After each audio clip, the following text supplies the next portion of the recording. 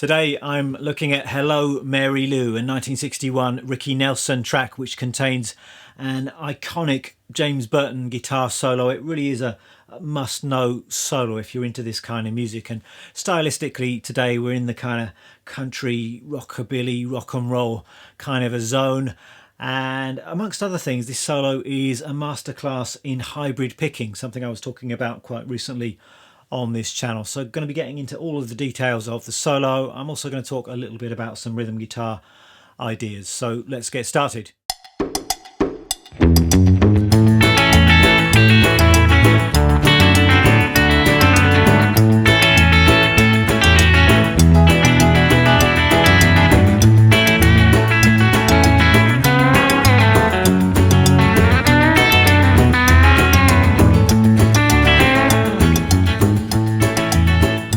Begin by looking at the basic chords. Then if you just want to sing through the song, you'll be able to do that.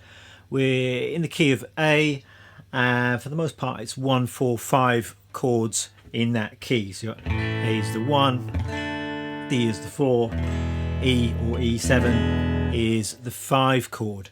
And the song actually kicks off with a chorus. So we're starting on the 1 chord, going to D, the 4 chord, back to 1, and then 5 chord, 1 again, and here I've got an interesting chord change here, slightly unexpected. We're going to a C sharp 7, so I'm playing that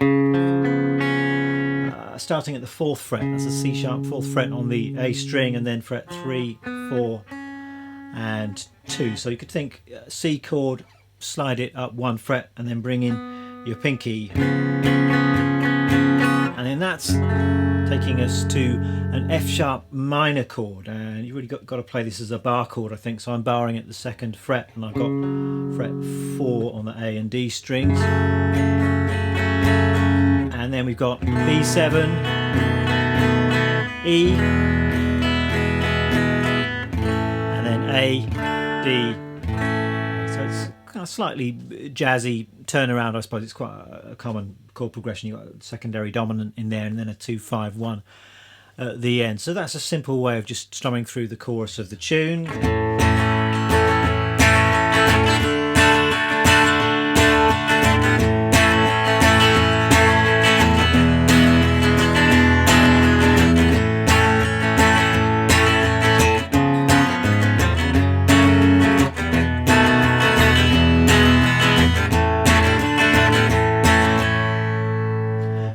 Then there's a verse section which is just the 1, 4, 5 chord, so that's a slightly simplified version of the chorus really. So we've got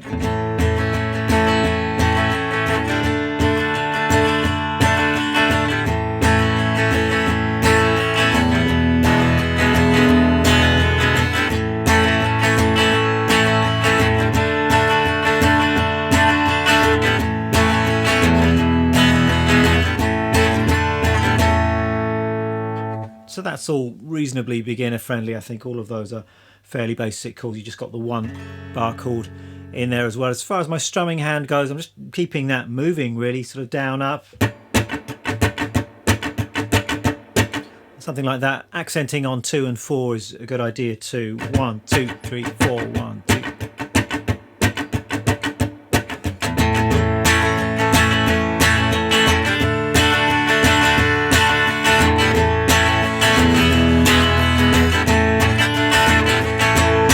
Another approach with these chords would be to play some more bar chord voicings a bit higher up the neck, and this is what I did on my electric rhythm part on my backing track, and I think James Burton is playing something similar to this on the recording. It's actually quite hard to hear because the electric rhythm guitar part is mixed very low, but he does talk about this style of rhythm playing on his instructional DVD or video that he brought out many years ago. You can still see that on YouTube, I think, and he's playing a part that's something like this.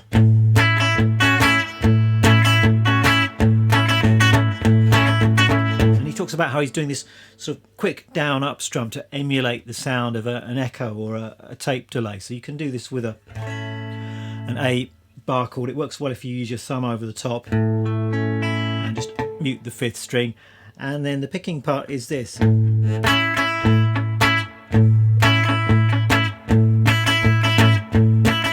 Bit of palm muting there, and you can add in your little finger at the 7th fret on the B, gives you a A6 sound, a sort of classic rock and roll, rockabilly sounding chord. So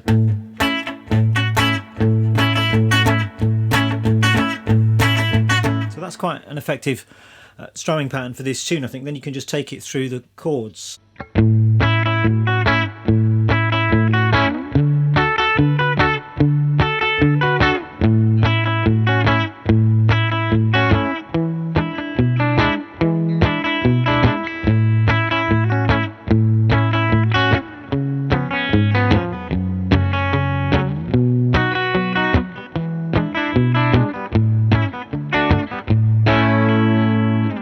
Really cool rhythm guitar feel, that. Moving on to this wonderful solo then, and I'm playing this using hybrid picking, meaning I'm using a flat pick and then a couple of fingers on my picking hand as well. I think this is how James Burton does it. He uses a flat pick. He actually uses some metal finger picks on his picking hand as well, so that gives him that characteristic quite bright sound. I've actually got a little bit of fingernail on here so I can get a little bit of brightness, but ultimately it doesn't matter how you do it. You don't have to sound exactly like James Burton. It will work well with hybrid picking. You could also just play this pure finger style and not use a pick at all. And this solo does use some quite typical characteristic rockabilly techniques, these kind of hybrid picked chords.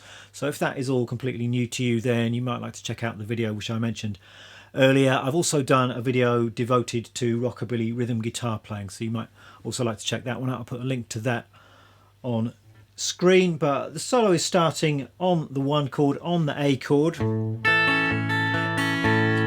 we're going to play our 1 chord like this. So we're going to bar our A chord at the 2nd fret. So we've got our root note, which is the open 5th string, then we've got 2, 2 and 2, and if you bar with your first finger, that leaves your other fingers free to add in these extra colour notes. So you can use your pinky play this high A up here. I think that's sometimes referred to as a long A chord voicing. If you drop down to the 3rd fret on top, that's the flat 7, that gives you an A7 sound. If you bar all the way across and cover the 2nd fret on the top string, you've got an A6 sound. You can also put your pinky down at the 5th fret on the 2nd string as well. That's another option. So you've got all of these extra colour notes that you can use for embellishments and fills. And the opening phrase you hear in the solo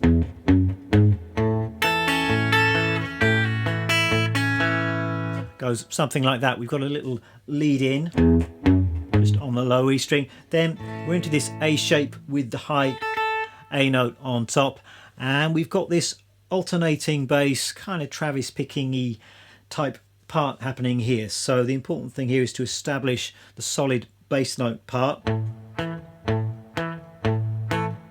I'm playing that with the pick. I'm just alternating between the open 5th string and the 2nd fret on the D string.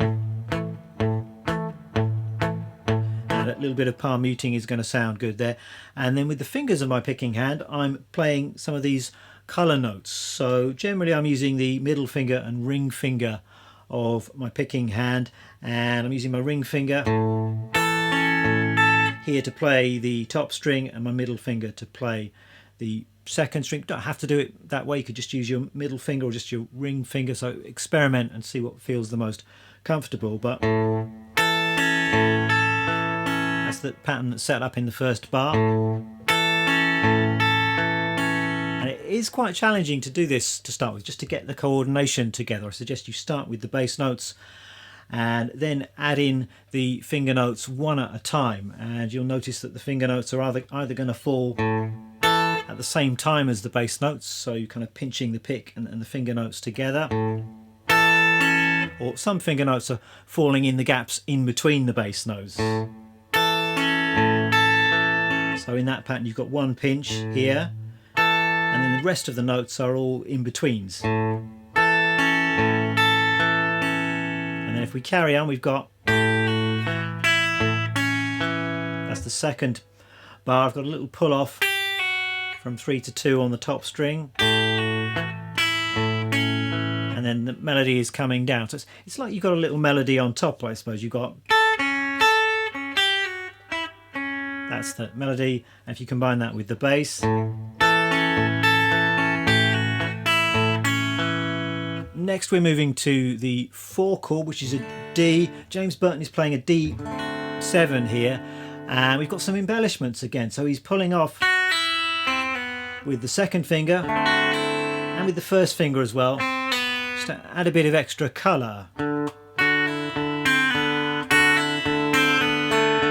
And that's the part that I'm hearing on the recording. So here he's not actually alternating the bass notes, he's just got a steady D note in the bass.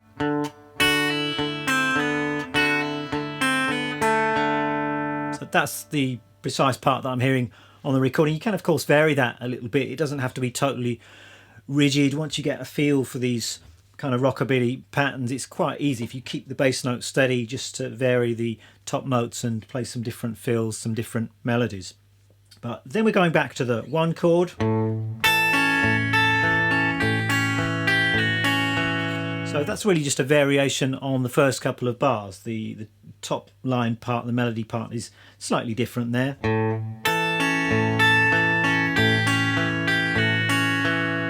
And then we're heading to an E chord or an E7 chord. So I'm putting down my little finger here at this D note, and we've got this pattern. So here the bass is alternating once again, and we're going from the 6th string to the 4th string, and once again using my ring finger, my middle finger, to add in some higher notes.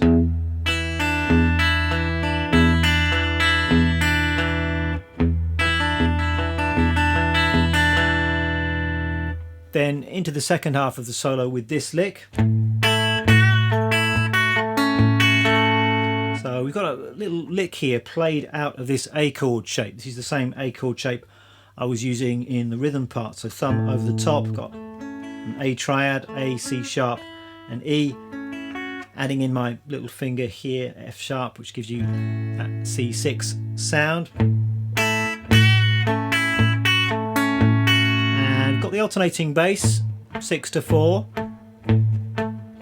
I've just got a little kind of bluesy lick on top really. So if you can, just giving that F sharp a little bit of a bend. It's a bit awkward when you've got your hand in this chord shape, but if you can just give that a little bit of movement, it sounds cool.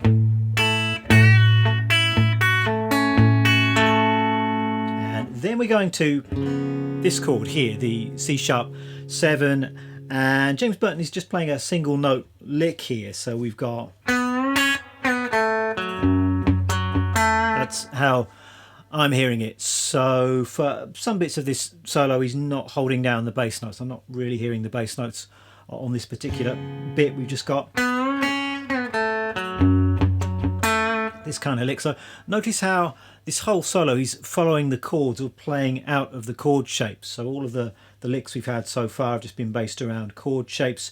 Here we've got more of a pentatonic lick, but it's F sharp minor pentatonic, and it's played over the C sharp 7 to the F sharp minor. So he's following the chords. All of these licks are fitting the chords, and it's really just a pentatonic lick here.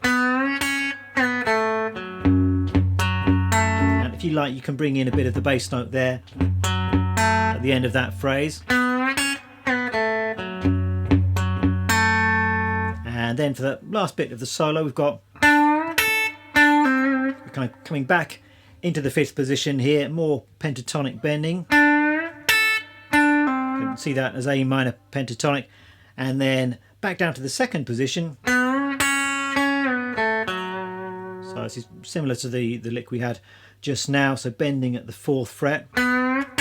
And there might be some bass notes in here. This is played over the E7, so those bass notes in there if you want to. And then for the final lick of the solo, so nice bluesy licks and bass notes, got D and E, just curling that C slightly sharp.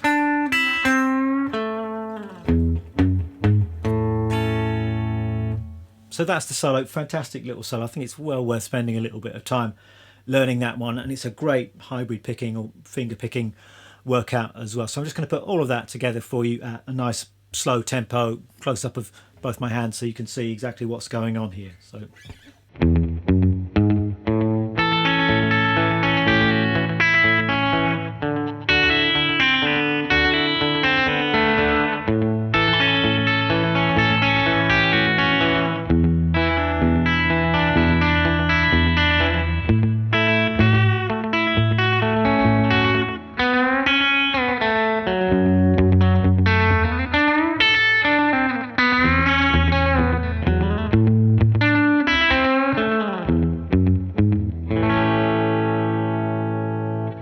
So the gear that I'm using today, want a nice bright country rockabilly sound. So gone for my Telecaster. It's a 52 reissue Telecaster, bridge pickup, volume and tone on full, going into a Fender Princeton. A little bit of overdrive from the Noble's ODR1 overdrive pedal. And I've got both the Princeton and the pedal set fairly bright. So you want to play around with the tone controls. You want it nice and twangy and bright without being overly harsh. So just use your ears to gauge when you arrive at the right point with the tone controls. And then I've thrown in a bit of a slapback rockabilly echo as well. I'm not really detecting that on the original recording, but I thought, why not? It works really well with this kind of style. So I've got my Belle Epoque Deluxe delay pedal from Catlin Bread. Just got that set for a nice quick slapback delay sound with one repeat. So that all sounds like this. Guitar straight into the Princeton. Adding the overdrive.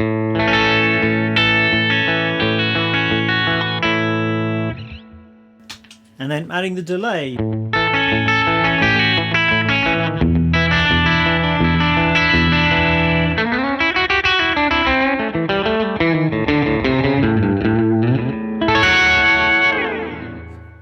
That's all for this week's video. I really hope you enjoyed it. Tab, backing track as ever are going to be up on the Patreon page. Thanks very much for watching, and I will see you next time.